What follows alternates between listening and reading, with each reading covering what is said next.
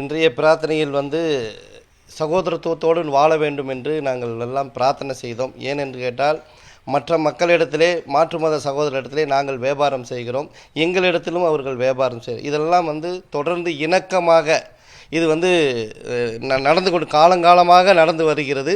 எங்களுக்கு குரானும் எங்களுடைய நபிகள் நாயகம் ஸல்லல்லாஹு அலைஹி வஸல்லம் இதைத்தான் கற்றுக் கொடுத்திருக்கிறார்கள். உலகத்தில் எங்களுக்கு இஸ்லாம் அறம் சார்ந்தது தான். குரானில் அறம் சார்ந்து தான் நிறைய விஷயங்கள் இருக்குது. அதே மாதிரி நபிகள் நாயகம் என்ன சொல்லியிருக்காங்களா, மற்ற மக்களோடு இணைந்து நீங்கள் பயணியுங்கள் என்று தான் சொல்லியிருக்கிறார்கள். சகோதரத்துவத்தோடு வாழுங்கள் என்று சொல்லியிருக்கிறார்கள். ஒற்றுமையாக இருங்கள் என்று தான் சொல்லியிருக்கிறார்கள். அதையும் நாங்கள் பிரார்த்தனையில் கேட்டுக்கொண்டோம். எங்களுக்குள் எந்த பிரிவினையும் இல்லை என்பதை இந்த நாளில் நாங்கள் எல்லாம் பிரிவினை ஏற்படக்கூடாது என்பதற்காகவும் பிரார்த்தனை செய்தோம். செய்திகளை உடனுக்குடனும் துல்லியமாகவும் தெரிந்து கொள்ள சப்ஸ்கிரைப் பண்ணுங்க.